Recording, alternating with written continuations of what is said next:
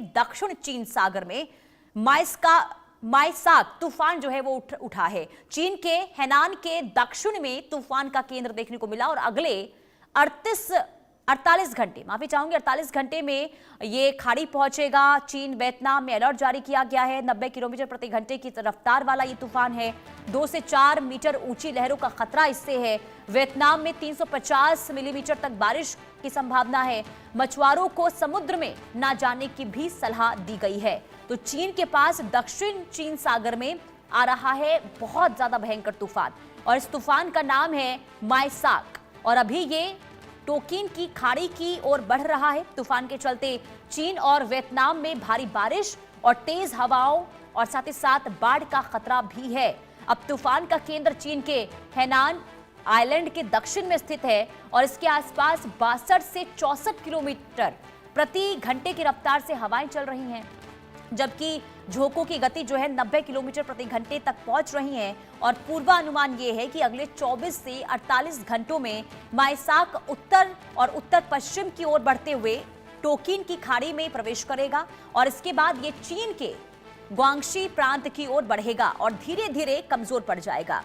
तूफान के असर से दक्षिण चीन सागर और टोकिन की खाड़ी में समुद्र बेहद उफान पर रहेगा और 2 से 4 मीटर ऊंची लहरें जो है इस दौरान उठ सकती हैं, जिससे समुद्री जहाजों और मछुआरों के लिए भी खतरा बढ़ गया है।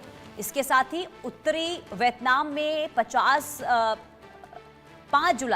जुलाई तक 100 से 200 मिलीमीटर जबकि 6 किलोमीटर इलाकों में भी असर देखने को मिलेगा। 350 मिलीमीटर से ज्यादा बारिश का अनुमान है और इसके चलते शहरी अचानक बाढ़ की चपेट में आ जाएंगे। भूस्खलन की आशंका भी जताई गई है। चीन और वियतनाम के प्रशासन ने मछुआरों को समुद्र में ना जाने की सलाह दी है।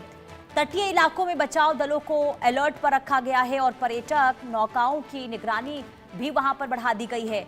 भारत के लिए राहत की बात यह है कि फिलहाल इस तूफान का भारत के तटीय इलाकों पर किसी तरीके से कोई सीधा असर जो है वो नहीं पड़ेगा, इसकी संभावना भी है। हालांकि मौसम विभाग इसकी गतिविधियों पर लगातार नजर बनाए हुए हैं।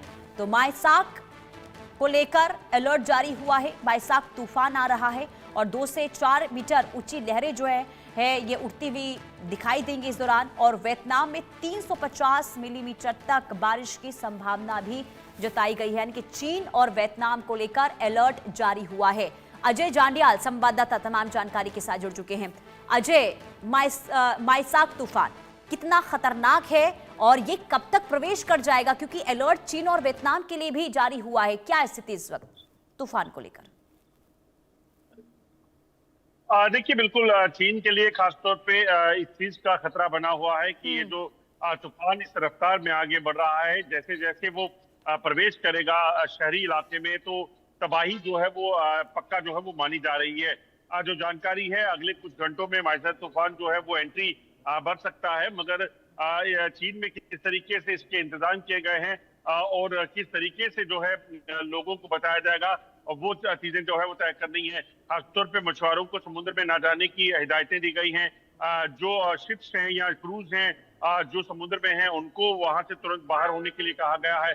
तटीय इलाकों में रहने वाले लोग या ऐसे लोग जहां पर जो इलाका घनी आबादी वाला है, उनको घरों के भीतर रहने की हिदायतें जो है वो दी गई हैं, ताकि इस तूफान से उनको कोई ज्यादा नुकसान ना हो।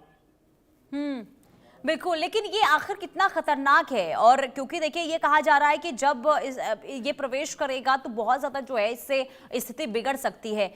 क्या विशेषज्ञ क्या बता रहे हैं इस तूफान को लेकर? देखिए, जिस तरीके से इसकी गति है 90 किलोमीटर प्रति घंटे की रफ्तार से अगर ये चल रहा है, तो यकीनन खतरा अपने आप में हो जाता है। खासतौर पर समुद्र में अगर कोई है तो उसको खतरा होगा। पेड़ आपने कई बार चीन में जब इस तरह के डिजास्टर होते हैं उनको देखा हुआ है कि कैसे जो है वो नुकसान पहुंचाता है। चीन में जो घर हैं वो पूरे कंक्रीट के नहीं होते। कई इलाके ऐसे हैं जहां पर फाइबर के बनाए हुए घर हैं। वो दरअसल भूकंप से बचने के लिए इस तरह के घर चीन में बनाए जाते हैं, क्योंकि उसका खतरा वहां होता है। तो ऐसे में अगर तूफान में उन घरों को नुकसान पहुंचता है तो वो नुकसान जो है वो काफी खौफनाक होता है। ये पहले भी देखा गया है। इसी वजह से लोगों को इस चीज की हिदायतें दी गई हैं कि इस चीज का खास ख्याल रखें कि वो ऐसे मौकों पे, ऐसी जगहों पे ना हो जिससे वो तूफान की चपेट में आकर कोई नुकसान को झेले। ठीक है।